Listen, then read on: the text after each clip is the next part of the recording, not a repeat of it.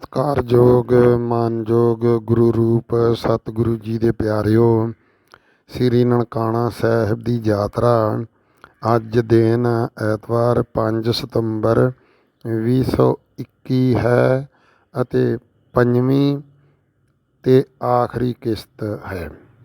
Passport ਵੰਡਣ ਵਾਲਿਆਂ ਨੂੰ ਚਾਹੀਦਾ ਸੀ ਕਿ ABC ਜੋ ਅੰਗਰੇਜ਼ੀ ਦੇ 26 ਅੱਖਰ ਹਨ, ਇਹਨਾਂ 26 ਅੱਖਰਾਂ ਵਾਸਤੇ 5 ਕਾਊਂਟਰ ਲਾਉਂਦੇ, 4 ਕਾਊਂਟਰਾਂ 'ਤੇ 5-5 ਅਜੇ ਅਤੇ 5ਵੇਂ ਕਾਊਂਟਰ 'ਤੇ 6। ਇਸੇ ਤਰ੍ਹਾਂ 5 ਕਾਊਂਟਰਾਂ 'ਤੇ 26 ਢੇਰੀਆਂ ਇੱਕ ਅੱਖਰ ਦੀਆਂ ਲਾ ਦਿੰਦੇ ਅਤੇ 2-2 ਜਣੇ ਇੱਕ ਕਾਊਂਟਰ 'ਤੇ ਵੰਡਣ ਬੈਠ ਜਾਂਦੇ ਅਤੇ 5 ਕਾਊਂਟਰਾਂ 'ਤੇ ਹੀ 26 ਅੱਖਰ ਲਟਕਾ ਦਿੰਦੇ। ਯਾਤਰੂ ਆਪਣੇ ਨਾਮ ਦਾ ਅੱਖਰ ਦੇਖਦਾ ਅਤੇ ਉਸ ਕਾਊਂਟਰ 'ਤੇ ਚਲੇ ਜਾਂਦਾ ਅਤੇ ਵੰਡਣ ਵਾਲਾ ਇਸ ਦੀ ਤਖਤੀ ਨੂੰ ਫੜਦਾ ਅਤੇ ਨੰਬਰ ਮਿਲਾ ਕੇ ਪਾਸਪੋਰਟ ਉਸ ਦੇ ਹਵਾਲੇ ਕਰ ਦਿੰਦਾ। ਇਸ ਤਰ੍ਹਾਂ 5 ਕਾਊਂਟਰਾਂ 'ਤੇ 10 ਵਿਅਕਤੀ ਬੈਠਦੇ, 10 ਹੀ ਤਖਤੀਆਂ ਫੜੀ ਜਾਂਦੇ ਅਤੇ ਪਾਸਪੋਰਟ ਵੰਡੀ ਜਾਂਦੇ। ਇਹ ਸੁਝਾਅ ਨਾ ਤਾਂ ਮੈਂ ਉਹਨਾਂ ਨੂੰ ਦਿੱਤਾ ਅਤੇ ਨਾ ਉਹਨਾਂ ਨੇ ਮੇਰੇ ਤੋਂ ਲਿਆ, ਪਰ ਮੈਂ ਆਪਣੇ ਸਾਥੀਆਂ ਨਾਲ ਦਿਲ ਦੀ ਭੜਾਸ ਕੱਢਦਿਆਂ ਸਾਂਝਾ ਜ਼ਰੂਰ ਕਰ ਲਿਆ। ਪ੍ਰਥਾਏ ਕਾਵਿ ਗੁਲਦਸਤਾ। ਸੰਨ 2012 ਈਸਵੀ ਦੀ ਵਿਸਾਖੀ 'ਤੇ ਮੈਂ ਸ੍ਰੀ ਨਨਕਾਣਾ ਸਾਹਿਬ ਜਾਣ ਦੀ ਤਿਆਰੀ ਕੀਤੀ। ਵੀਜ਼ਾ ਨਾ ਮਿਲਣ 'ਤੇ ਮੈਂ ਉਸੇ ਤਿਆਰੀ ਨਾਲ ਸ੍ਰੀ ਹਜ਼ੂਰ ਸਾਹਿਬ ਚੱਲ ਗਿਆ ਅਤੇ ਹਜ਼ੂਰ ਸਾਹਿਬ ਤੋਂ ਮੈਂ ਨਾਨਕ ਝੀਰਾ ਸਾਹਿਬ ਚੱਲ ਗਿਆ। ਸ੍ਰੀ ਗੁਰੂ ਨਾਨਕ ਦੇਵ ਜੀ ਅਪ੍ਰੈਲ 1512 ਈਸਵੀ 'ਚ ਇੱਥੇ ਆਏ ਸੀ। ਉਹਨਾਂ ਨੇ ਝੀਰਾ ਪਾਣੀ ਦਾ ਝਰਨਾ ਲੋੜਵੰਦਾਂ ਦੀ ਬੇਨਤੀ 'ਤੇ ਪ੍ਰਗਟ ਕੀਤਾ ਸੀ। ਇਹ ਪਵਿੱਤਰ ਅਸਥਾਨ ਗੁਰਦੁਆਰਾ ਨਾਨਕ ਝੀਰਾ ਦੇ ਨਾਮ ਨਾਲ ਪ੍ਰਸਿੱਧ ਹੈ। ਨਾਨਕ ਝੀਰਾ ਪ੍ਰਬੰਧਕ ਕਮੇਟੀ ਨੇ ਅਪ੍ਰੈਲ 2012 'ਚ 500 ਸਾਲਾ ਪ੍ਰਗਟ ਦਿਵਸ 'ਤੇ 500 ਸ੍ਰੀ ਅਖੰਡ ਪਾਠ ਕਰਾਇਆ ਸੀ। ਮੈਂ ਬਤੌਰ ਅਖੰਡ ਪਾਠੀ ਦੀ ਡਿਊਟੀ 'ਤੇ ਇੱਥੇ ਪਹੁੰਚਿਆ ਸੀ ਅਤੇ ਇਸ ਸਬੰਧ 'ਚ ਮੈਂ ਕਾਵਿ ਗੁਲਦਸਤਾ, ਫੁੱਲਾਂ ਦਾ ਬਗੀਚਾ, 500 ਸਾਲਾ ਨਾਨਕ ਝੀਰਾ ਪ੍ਰਗਟ ਦਿਵਸ ਨੂੰ ਸਮਰਪਿਤ ਕਰਨ ਲਈ ਤਿਆਰ ਕੀਤਾ ਸੀ। ਸੋ ਇਹ ਜਿਸ ਦਾ ਪਹਿਲਾ ਬੰਦ ਗੁਰਦੁਆਰਾ ਪ੍ਰਬੰਧਕ ਕਮੇਟੀ ਵੱਲੋਂ ਹੈ। ਕਮੇਟੀ ਸੰਨ 1512 ਮਹੀਨਾ ਅਪ੍ਰੈਲ ਅੰਦਰ ਨਾਨਕ ਝੀਰੇ ਦਾ ਵਾਪਰਿਆ ਜਾਣ ਉਤਸਵ। ਗੁਰਦੁਆਰਾ ਪ੍ਰਬੰਧਕ ਕਮੇਟੀ ਨਾਨਕ ਝੀਰਾ ਸਰਬੱਤ ਸਹਿਯੋਗ ਨਾਲ ਲੱਗੀ ਮਨਾਉਣ ਉਤਸਵ। 500 ਸਾਲ ਪ੍ਰਗਟ ਦਿਵਸ ਦੇ ਸ਼ੁਕਰਾਨੇ ਵਜੋਂ 500 ਅਖੰਡ ਪਾਠ ਦਾ ਭੋਗ ਪਵਾਉਣ ਉਤਸਵ। ਲੱਖਾਂ ਸੰਗਤਾਂ ਹੋਈਆਂ ਨੇ ਨਤਮਸਤਕ, ਅੱਖੀਂ ਦੇਖਿਆ ਬਲਵੀਰ ਸਿੰਘ ਆਣ ਉਤਸਵ। ਲੱਖਾਂ ਸੰਗਤਾਂ ਹੋਈਆਂ ਨੇ ਨਤਮਸਤਕ, ਅੱਖੀਂ ਦੇਖਿਆ ਬਲਵੀਰ ਸਿੰਘ ਆਣ ਉਤਸਵ। ਕੋਹਾਂ ਸੈਂਕੜੇ ਪਾਣੀ ਪੀਣ ਦੇ ਯੋਗ ਨਹੀਂਓ। ਸਤਿਗੁਰੂ ਜੀ ਦੇ ਪਿਆਰਿਓ, ਅੱਜ ਵੀ ਉਸ ਅਸਥਾਨ 'ਤੇ ਉਸ ਸਟੇਟ ਵਿੱਚ ਪਾਣੀ ਪੀਣ ਦੇ ਯੋਗ ਨਹੀਂ ਅਤੇ ਸੰਗਤਾਂ ਸਿਰਫ ਇਸ ਝੀਰੇ ਤੋਂ ਹੀ ਲਿਜਾ ਕੇ ਪਾਣੀ ਵਰਤਦੀਆਂ ਹਨ। ਜੋ ਮੈਂ ਇਹ ਹਾਲ ਅੱਖੀਂ ਦੇਖਿਆ ਤਾਂ ਇਹ ਕਾਵਿ ਹੈ। ਕੋਹਾਂ ਸੈਂਕੜੇ ਪਾਣੀ ਪੀਣ ਦੇ ਯੋਗ ਨਹੀਂਓ। ਪੀਣ ਝੀਰੇ ਦਾ ਕਰਨ ਸਲਾਮ ਝੁਕ ਝੁਕ।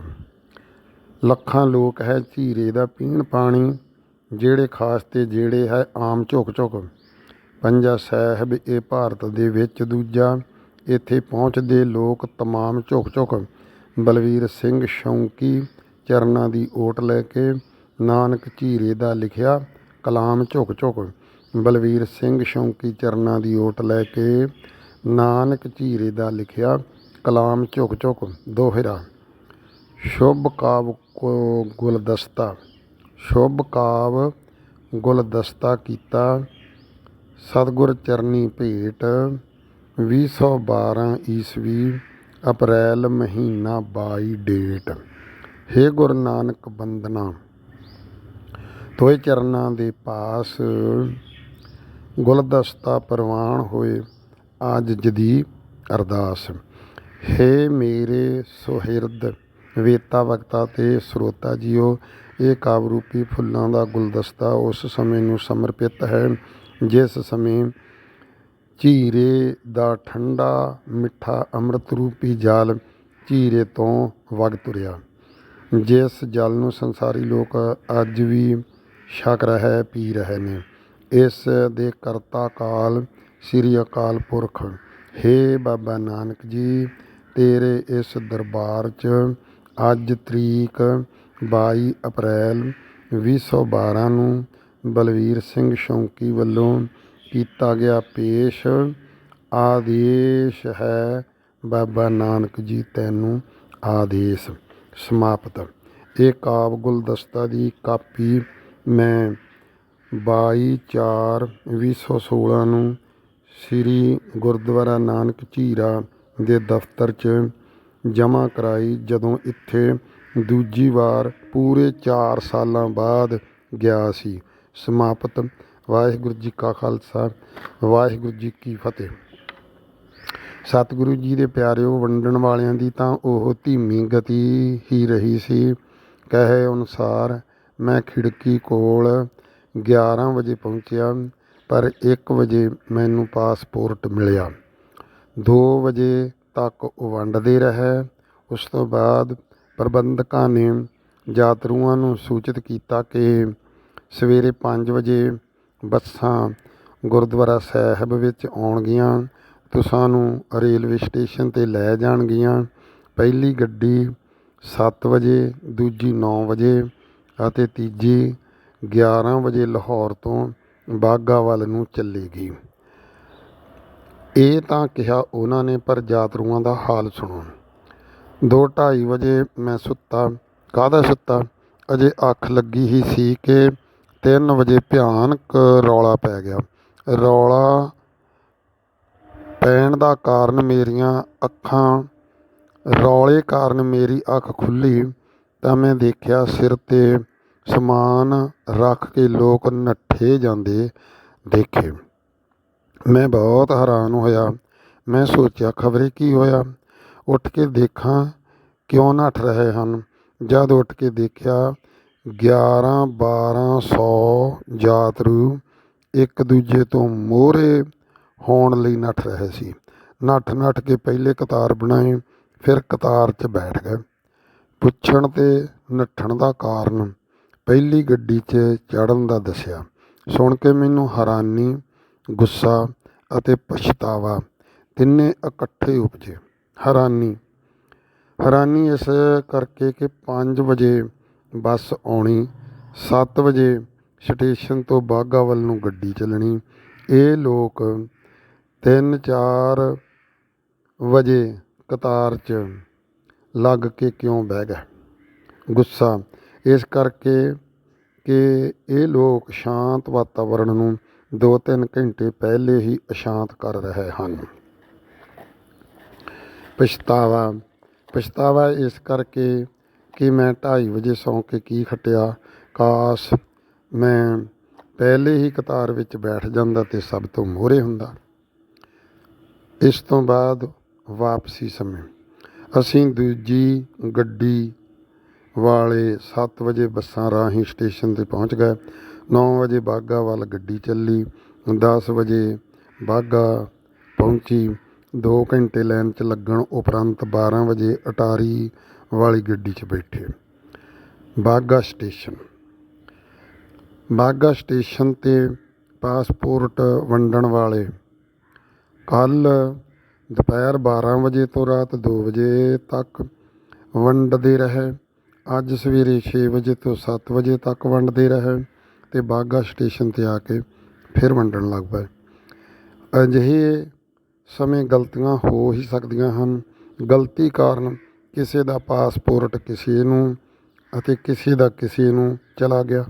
ਫਿਰ ਹੱਥਾਂ 'ਚ ਫੜੇ ਸਪੀਕਰ 'ਚ ਰੇਲ ਦੇ ਡੱਬੇ 'ਚ ਘੁੰਮ ਘੁੰਮ ਕੇ ਕਹਿ ਰਹੇ ਸੀ, ਫਲਾਣੇ ਦਾ ਪਾਸਪੋਰਟ ਗਲਤੀ ਨਾਲ ਫਲਾਣੇ ਨੂੰ ਦਿੱਤਾ ਗਿਆ ਹੈ, ਫਲਾਣੇ ਦਾ ਪਾਸਪੋਰਟ ਗਲਤੀ ਨਾਲ ਫਲਾਣੇ ਨੂੰ ਦਿੱਤਾ ਗਿਆ ਹੈ। ਉਹ ਵਿਅਕਤੀ ਅਸਾਂ ਕੋਲ ਉਸ ਪਾਸਪੋਰਟ ਨੂੰ ਜਮ੍ਹਾਂ ਕਰਾਵੇ ਅਤੇ ਅਸਾਂ ਕੋਲੋਂ ਆਪਣਾ ਪਾਸਪੋਰਟ ਲੈ ਜਾਵੇ। ਵਾਰ-ਵਾਰ ਇਸ ਤਰ੍ਹਾਂ ਕਹਿਣ ਲੱਗੇ।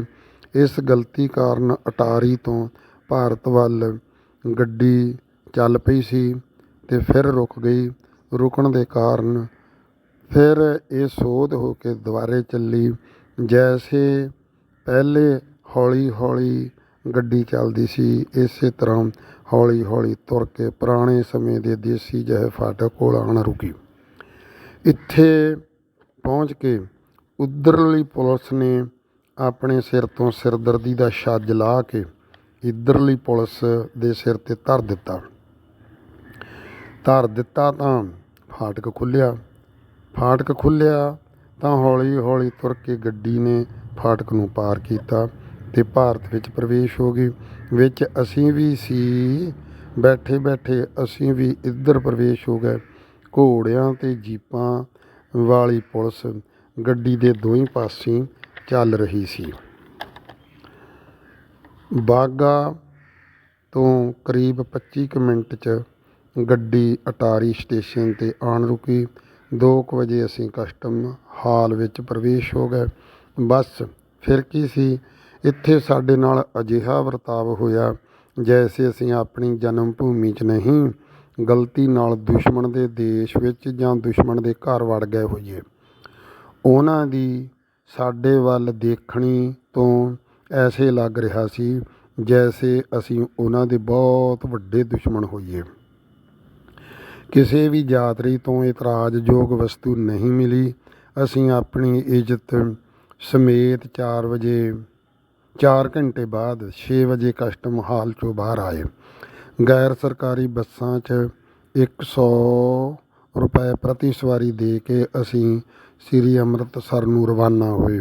ਸਰਦਾਰ ਜੋਗਿੰਦਰ ਸਿੰਘ ਵਾਸੀ ਈਸੇਵਾਲ ਛੇਹਰਟੇ ਆਪਣੇ ਰਿਸ਼ਤੇਦਾਰੀ 'ਚ ਚਲਾ ਗਿਆ।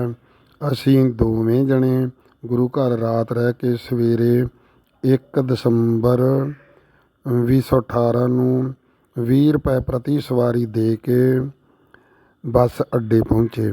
ਇੱਥੋਂ 105 ਰੁਪਏ ਪ੍ਰਤੀ ਸਵਾਰੀ ਦੇ ਕੇ ਬੱਸ ਰਾਹੀਂ ਜਲੰਧਰ, ਇੱਥੋਂ ਨਕੋਦਰ ਤੋਂ ਜਗਰਾਵਾਂ ਵਾਲੀ ਬੱਸ 'ਚ ਬਹਿ ਕੇ ਬੀਬੀ ਜੋਗਿੰਦਰ ਕੌਰ ਆਪਣੇ ਪਿੰਡ ਅੰਗਾਂਕੀੜੀ ਮਹਿਤਪੁਰ ਵੱਲ ਅਤੇ ਮੈਂ ਸ਼ਾਹਕੋਟ ਵਾਲੀ ਬੱਸ ਰਾਹੀਂ 12 ਵਜੇ ਘਰ ਪਹੁੰਚ ਗਿਆ। 12:30 ਵਜੇ ਬੀਬੀ ਜੋਗਿੰਦਰ ਕੌਰ ਦੇ ਪਹੁੰਚ ਜਾਣ ਦਾ ਫੋਨ ਆਇਆ। ਕਰੀਬ 1:30 ਵਜੇ ਦੁਪਹਿਰ ਸਰਦਾਰ ਜੋਗਿੰਦਰ ਸਿੰਘ ਔਲਖ ਈਸੇਵਾਲ ਤੋਂ ਫੋਨ ਆਇਆ ਕਿ ਤੁਸੀਂ ਸਹੀ ਸਲਾਮਤ ਪਹੁੰਚ ਗਏ ਸੀ। ਉਸ ਕਿਹਾ। ਮੈਂ ਕਿਹਾ ਹਾਂ ਜੀ, ਬੀਬੀ ਜੀ ਵੀ ਪਹੁੰਚ ਗਏ ਅਤੇ ਮੈਂ ਵੀ ਸਮੇਂ ਸਿਰ ਪਹੁੰਚ ਗਿਆ ਹਾਂ। ਇੱਤੀ ਯਾਤਰਾ ਸ੍ਰੀ ਨਨਕਾਣਾ ਸਾਹਿਬ ਪਾਕਿਸਤਾਨ ਸਮਾਪਤ। ਬਸ ਇਸ ਯਾਤਰਾ ਦੀ ਲਿਖਤ ਮਿਤੀ 11 ਦਸੰਬਰ 2018 ਨੂੰ ਕੀਤੀ ਗਈ ਸੀ ਅਤੇ ਕੀਤੀ ਗਈ ਲਿਖਤ ਪੜ੍ਹ ਕੇ ਆਪ ਜੀ ਨੂੰ 5 ਕਿਸ਼ਤਾਂ ਵਿੱਚ ਸਮੇਤ ਕਾਵਿ ਗੁਲਦਸਤਾ ਸ੍ਰੀ ਨਾਨਕ ਝੀਰੇ ਦਾ ਇਤਿਹਾਸ ਸਮੇਤ ਸੁਣਾਈ ਗਈ ਹੈ। ਸਤਿਗੁਰੂ ਜੀ ਦੇ ਪਿਆਰਿਓ, ਹੁਣ ਪਟਨਾ ਸਾਹਿਬ ਅਤੇ ਕਾਸ਼ੀ, ਜਿੱਥੇ ਸੰਤ ਕਬੀਰ ਜੀ ਦਾ ਅਤੇ ਸੰਤ ਰਵਿਦਾਸ ਜੀ ਦਾ ਜਨਮ ਹੋਇਆ, ਅਗਲੇ ਐਤਵਾਰ ਨੂੰ ਉਹ ਲੜੀਵਾਰ ਸੁਣਾਈ ਜਾਵੇਗੀ। ਲਓ ਪਿਆਰ ਦਾ ਸਬੂਤ ਦਿਓ ਅਤੇ ਗੱਜ ਕੇ ਆਖੋ ਵਾਹਿਗੁਰੂ ਜੀ ਕਾ ਖਾਲਸਾ ਵਾਹਿਗੁਰੂ ਜੀ ਕੀ ਫਤਿਹ।